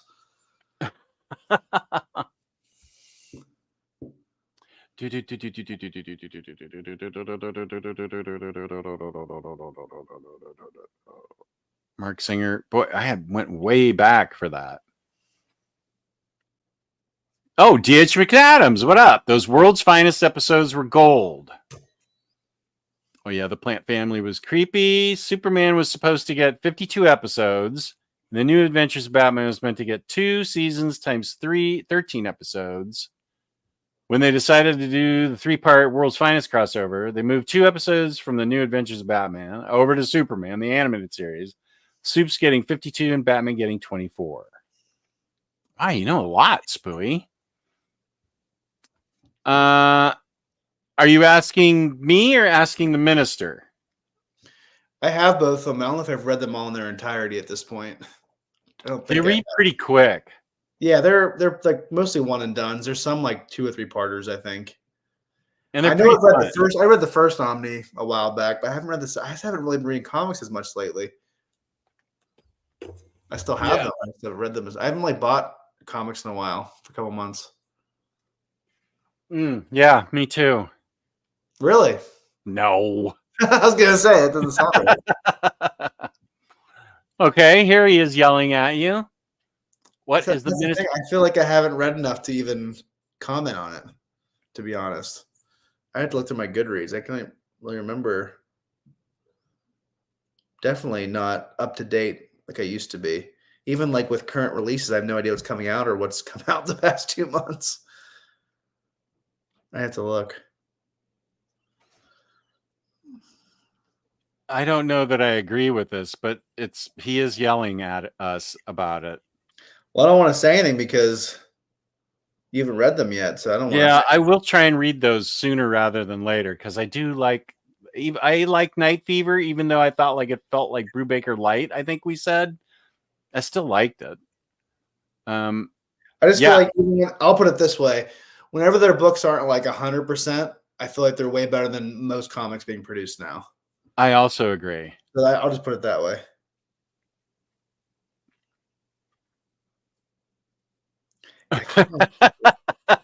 Clayface is literally a living pile of clay. Fine. Alfred being a neurosurgeon, hold the effing phone. Okay, that's fair. Here's the thing. You have to suspend your disbelief proportionately. Yeah. So we're in a universe where the fantastic can happen, but if Batman like fell off a skyscraper and landed and didn't die, that wouldn't be believable because that's not the rules of the universe. And so every single movie or TV show you watch, there's different levels of suspension of disbelief. I'm reading through. I really haven't read many comics this year, but one comic I liked towards the beginning of the year was Peacemaker Tries Hard. That was a lot of fun. Oh, is that by Kyle Stark? I remember really liking that one. That was back in February. I haven't really read as much. I wonder if I don't think I bought that. I remember enjoying it. I read it on Hoopla, I think. My Hoopla is all messed up. They're making me visit the library. I only get 5 checkouts instead of 15 now. That's what I've got too. I wonder if that's a Hoopla rule now. It is, I guess. I remember they definitely went up with their releases with COVID, but I mean, I guess it's been like 4 years at this point, so they're probably like, okay, we're done with that. No more charity. But that's interesting that you've been cut back too. I got a message like 3 months ago saying we're cutting it down from 15. I think every library typically had different numbers. Like I saw some people had 10, but they're cutting it all down to 5. I thought it was just my library because they couldn't afford it. But maybe it's every library. I don't know. Yeah, I found out the hard way when I read 5 issues of a 6-issue series and it said, that's it. I'm like, wait a second. I need to read this extra where the trees are, where nobody sees, or whatever that book was. Behind the trees, below the trees, inside the trees where nobody sees. I usually contribute next to nothing, so I have to take my shots when I can. You're doing great, buddy. Either he's looking stuff up on the internet or he has a encyclopedic memory for this stuff. I think he might have an encyclopedic memory for this particular thing.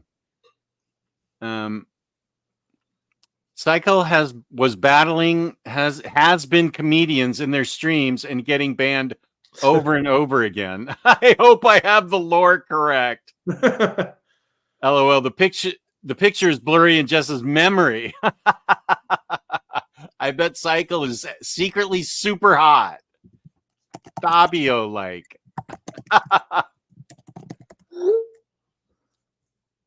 Doc Elevator, not exactly. It didn't have to do with live streams and has been comedians. When the boogeyman goes to sleep at night, he checks his closet. Oh, Natural Bridge, where have you been? It's been months since you've been building the Omnidog legend. When the boogeyman goes to sleep at night, he checks his closet for Omnidog. I've really missed you, Natural Bridge. You are a great you do great things to contribute to the Omnidog legend. I really appreciate you. I'm glad to see you, and I hope everything's okay with you. That sounds like a Chuck Norris joke. I think one of his was after Jess was born, he drove his mother home or something like that. That was a good one. And then he's got some other ones that were really good.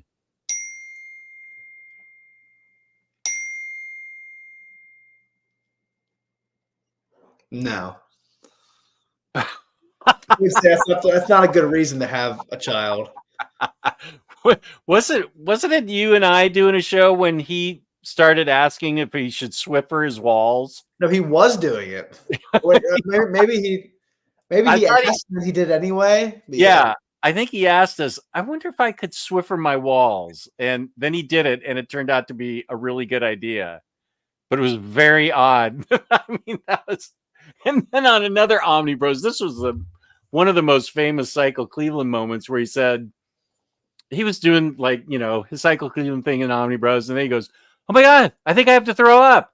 And he was gone for 10 minutes, and he came back and said, "Okay, I just threw up, but I'm back." The Terrible Trio, Showdown, Joan Hex episode, Catwalk, Bullet for Bullock, and Lion and the Unicorn were the final episodes to air on Fox. The series began and ended with Red Claw. Red Claw was the bad guy of the cat and the claw and the lion and the unicorn. The Red Claw was that female terrorist. Okay. Claw, with the red claw tattoo on her. Oh, and so the series began and ended with Red Claw. What was the first? The Cat and the Claw wasn't the first produced episode. Oh, The Wings was, but Cat and the Claw aired first. Okay, so I definitely saw it in a different order than you did growing up. But again, I didn't watch that first episode when it came out because I was 2 years old. Yeah, okay. I watched ones as they came out or were syndicated later. Just because I wasn't at the age at 2 years old to be able to watch Cat and the Claw on Saturday. Max, you're just being cranky now. What's happening here? Stop being so cranky. Just relax. Don't you have some mushrooms or LSD you can take? Go ahead. Just realized the DCAU is my introduction to virtually all of its characters. I learned who Batman, Superman, Wonder Woman, etc. from these shows. Have you guys tried Libby? I think it's the same thing as Hoopla. It is. I think I downloaded it, and I think I tried finding things on it, and for me, it did not have hardly anything. There was How'd you do that? This. Or then you can do this. Nothing's happening. With confetti. I must not have the updated version. Do you have a Mac? Yeah. You do have a Mac, don't you? Yeah, I have a new MacBook Air. Oh, well, it should definitely be doing it then for you. Oh, dear. Okay, I got nothing. Yeah, I don't. Libby didn't do much for me. I'll go up and check it, but I am having a big problem with my PIN number isn't working at all. So I'm not getting any downloads. I missed October completely. Correction to earlier, Superman the Animated Series was meant to have 52 episodes. It was bumped to 54 episodes after gaining 2 from new adventures. Okay. It is 10 o'clock, and I think X-Ray School has been killing me, but I'm glad I could catch a stream. Your shirt goes too hard. Well, I hope X-Ray School is going well for you. Are you like becoming a radiologist? You look like that Fat Albert character with the shirt over. Yeah. What was his name? Oh gosh, I don't remember. I do remember the show though.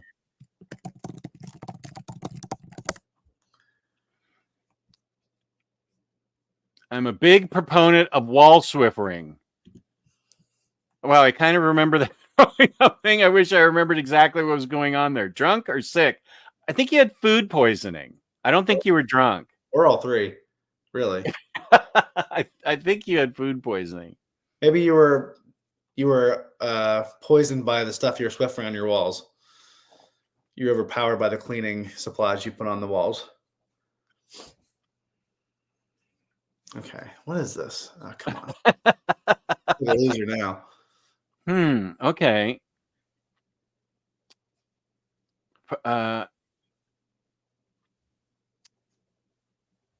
You two, I just got a new MacBook Air about 3.5 weeks ago. I don't know. This just came. Maybe you have to go into your camera settings. Let's see. What is? Let me see what my settings are. General, orientation, shift video, audio avatars, camera, FaceTime, mirror my camera. No, virtual background, recording, hotkeys, layout. My appearance. What's that? I touched up my appearance. Apparently, this makes me look better. Oh yeah, I have heavily touched up. Yeah. Oh yeah, I'm all the way touched up almost. Hotkeys? No, I don't. I feel like it's. I thought it was in the camera selection, but oh well. I'm getting ready. No, I'm sorry, dude. I need to get to bed. I had a restless night, so I'm sort of sleepy. Vanessa, good night, nerds. Good. Jess, thank you so much for the stream. You're welcome. Cannot wait for the next one. You're all awesome. Thank you for being you. Thank you, Vanessa. And you'll see your new best friend next Saturday at 1. Israeli correspondent Bar will be on at 1. So it's been great having you on. Great seeing you again. I really miss you and miss all the fun we had together, but I totally get that life gets in the way. But this has been great, and it just reminds me of what a great guy you are, how much fun it is to talk to you, and why we are friends. So I appreciate your being back here. That was fun. Thanks for having me, Jess. Absolutely. And here's my Discord, where Vanessa and Bar became best friends, apparently. Nice. Oh, nice.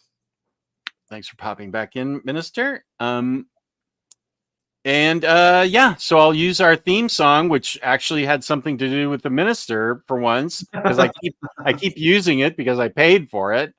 So I will use our theme song to play us out. And thank you, everybody, for watching. Peace and love. Peace and love. Play us out. Play us out. That's from the meltdown video from that Fox News guy when he was on Inside Edition. Bill, whatever. Bill something. Bill O'Reilly. Yeah. It's from his meltdown video. Right. With that, play us out. I don't know what that means.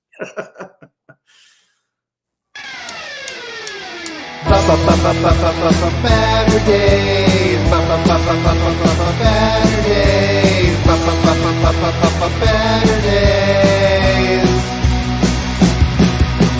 Omnidog and the Minister of Comics talk forever, get right your ergonomics.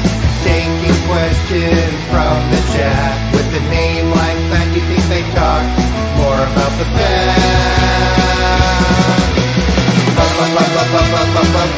Baturdays, Baturdays.